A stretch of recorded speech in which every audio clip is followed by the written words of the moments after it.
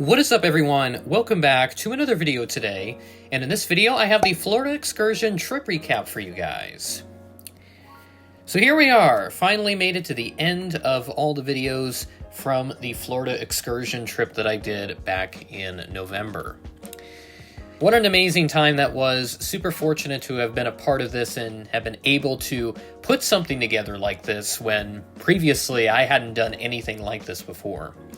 So yeah, my first time in Florida. I know that may sound a bit crazy to some people, but that is the truth. I'd never been to Florida prior to this trip, but happy that I finally got that checked off after what was an amazing adventure in this beautiful state. But we did check out some other places along the way, and that's what I'm going to be doing in this video, is just sort of recapping everything that happened all along this trip. So we start off on a wonderful Friday afternoon, the first day of November, in Sioux Falls. Just like where most of my other trips have begun, we are at the Sioux Falls Regional Airport. First thing that I do on this trip is go check out the parking garage because that had just opened recently when I went on this trip. So filmed a bit of B-roll footage and also got a little bit of plane spotting in from up atop the parking garage within the little lobby area on that fourth level. That seems to be the prime spot for spotting, so I'm going to have to test that out a little further, perhaps in the morning, to get some really good shots. So we'll see how that pans out in the future. I finally arrive inside the terminal, and there's a pair of F-35s in there. Acts as a nice preview for all the cool plane spotting that I'm going to do, albeit commercial, not necessarily military. But there are some military connections with the plane spotting throughout this trip. My Allegiant plane arrives in a little late, which, you know, what can you do? And life happens, so I think it was like a 20-minute delay, if I remember right, for our A320. The oldest plane that Allegiant has in their fleet currently, November 229 or November Victor, had a very storied history. And if you want to learn more about it, you can go check out my trip report. So, flight itself was really good, minus the delay. We had a pre-departure delay due to a computer issue, so pilots had to resolve that while we were in the penalty box for about half an hour. We finally got going once it got dark out, and the flight itself, very smooth, no major issues, just kind of sat back, relaxed, and, you know, the excitement built up. It was just, you know, as I got closer to Nashville, it's like, oh my god, this is actually happening. I'm actually doing this, so... Finally landed in Nashville, like 40 minutes behind schedule because of that pre-departure delay. And then Connor, Red River Aviation, since I was doing this trip with him and also with Syracuse Aviation, I met up with Connor first in Nashville. He had arrived in from Denver on Frontier. He got to fly an A321neo, so he met me at the gate. And then we just went straight to the hotel after we checked out a little bit of B&A, the new satellite concourse and the electric bus shuttle that they have between the satellite concourse and the main terminal facility. Bright and early start for us on Saturday. We get back to Nashville and knock out some plane spotting as the sun begins to rise. And while we were plane spotting here, that's when we learned of the delay with Anderson's Spirit flight out of Richmond, Virginia, since he was supposed to fly on an A320 with the Skittles livery, but then that plane broke. So they had to get a new plane in. That took like two and a half hours or so to get the new plane in. So his arrival into Fort Lauderdale wouldn't be until later in the afternoon because we had originally scheduled our flights to where we would land at like 12:30, right about the same time. We would then meet up and then go down to Miami to knock out some plane spotting. But, you know, now with that delay thrown into our plans, that is like a wrench that got thrown right into those plans. So we had to sort of compromise, and we thought of it by the time we landed in Fort Lauderdale. But before that, it was our Spirit flight, the A320neo, that took us from Nashville to Fort Lauderdale. We were seated towards the rear of the cabin, so got a great wing view. Definitely an awesome flight, and would fly Spirit again. I actually, funnily enough, I did record this initially like a few days ago. This is being recorded before Thanksgiving, so I know I'm way ahead on videos once again, but that's just how I roll. And I recorded it before Spirit filed for Chapter 11 bankruptcy. Now they have done that, and they are in their restructuring, reorganization process. But fortunately, the airline's not going to go out of business. And I know there's some fear that Spirit's going to go out of business because they filed for bankruptcy. But no, Chapter 11 is just a restructuring, reorganization that companies can do if they have a lot of debt on their hands, and you know they need to restructure that and sort of clear that up a bit before they can, you know, go back to profitability. But Spirit's going to continue normal operations as far as I'm concerned, which is good news. And as a matter of fact, I can actually check Flight Radar as I record this to see how many Spirit planes are in the air right now. And there certainly should be plenty, but I am recording this kind of late at night, so there may not be as many, but rest assured there would be plenty. And there certainly is a whole bunch of Spirit planes across the country right now. So airline's going to continue operating as they see fit. So we landed in Fort Lauderdale at a little ahead of our scheduled time, actually. We talked with Syracuse Aviation for a little bit, and we agreed that Connor and I, we should just head down to Miami on our own, and then he would just join us then later whenever his flight landed in Fort Lauderdale, which had landed at, I think, like 3 o'clock, if I remember right. So on our way down to Miami, we stopped at the airplane shop, and that was an awesome store. It's a little small, but, can't complain too much. It's an airplane shop, for crying out loud. So got a couple of things. And while we were on our way there as well, we actually did a little bit of perimeter plane spotting. Saw a couple World Atlantic MD-80s and some other cool planes before we went over to the airplane shop.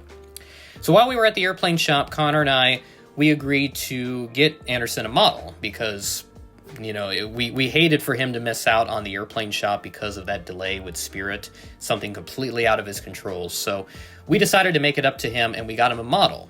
And I got 2 models, one Eastern 777 by Gemini Jets, and then the Phoenix models Icelandair Cargo Boeing 767-300, which we liked the model. It was very colorful, and we thought it would be a good fit for his collection. So we purchased that, and then it was gifted to him then once we met up down in Miami. Speaking of which, we arrive in Miami for plane spotting. We did spotting at the famous El Dorado spotting location, which is the railroad tracks right by the south side of the airport. Nice up-close shots of the planes as they came in all throughout the afternoon. A lot of great variety, and the first thing that we spotted was Bahamas Air, a new airline that I've never spotted before. So really happy to have knocked that off.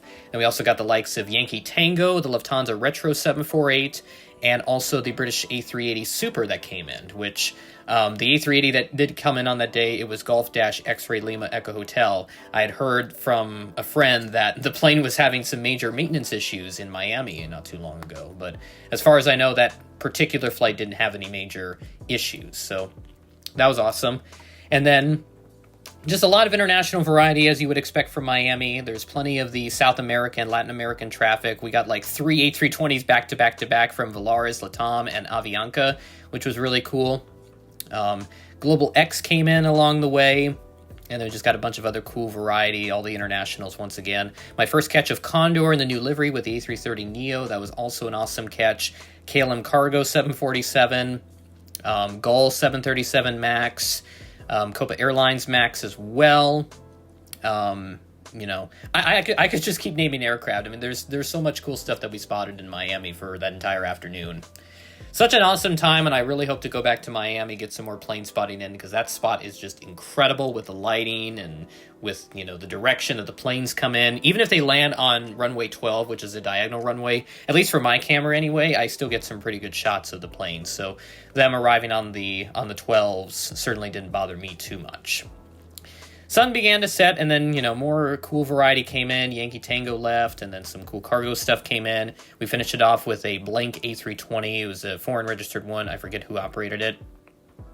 But that was some cool stuff there. And I forgot to mention, back in Nashville, the Patriot 767 was there because they were in town to play the Tennessee Titans on the weekend that we went through Nashville. But of course, we only stayed there for the night because that is how we scheduled it. So then we fast forward to the night. We get back to Fort Lauderdale, get a good night's rest at the hotel. Filmed an unboxing video there because why not? You got to have as much fun as you can when you're traveling with friends. So filmed a really cool unboxing video, just me unboxing the 2 models that I got, the one from the airplane shop and then the other that I bought off of Connor. Also get a little snippet of Anderson's model that I got for him. Again, it's a really good decision by Connor and I to get him something because, again, we hated it for him to miss out on that, but nothing you can do really. So just have to work with the cards that you're handed and, just make it work. So that is what we did. And then we fast forward to Sunday morning, early start once again as we've got another flight to deal with. So arrive at the Fort Lauderdale International Airport, get a little bit of plane spotting in, not too much, but at least some to make it acceptable. And then we're going to take a Silver ATR 72 up to Orlando International. My first time flying Silver and my first time on a prop aircraft. So really awesome flight that we had with Silver Airways. So definitely fly them again. And the scenery was just absolutely beautiful on this flight, and just a whole bunch of great scenery that we could see, all of Florida and all that. And then MCO, of course. You all know how good the spotting is in MCO. It's just about as good as Miami, though I will say I do prefer the variety of Miami a little more over Orlando, but I definitely would have to go back to both airports to get a more solid opinion on it. But I liked both airports a lot. But if I had to pick one of the two, it would have to be Miami, just with all the international variety they get. But Orlando still has some really awesome stuff. So we did some plane spotting on the south side for pretty much our entire time. Found a really cool parking lot that we just sat in for much of the morning, and then drove around for a little bit, found some other cool spots, went around the perimeter to check out some really cool planes that were stored, just sitting around. National 75, A330s, 747s, an old 737-200 was sitting there as well. And then we checked out the B-52 Memorial, walked around that, and then got some other stored planes. There was an Iceland Air Max 8 that was just sitting there. That was really cool, so we got some up-close shots of that. And also the 727s that are sitting there. There's a Planet Airways one, and also Capital Air Cargo International sitting there. That's an ex-Sun Country airframe based on my research. And then we found this really cool spot called Wiley Drive, also on the south side, but much closer to the runway. So we got some really cool up-close shots of the planes as they were coming in.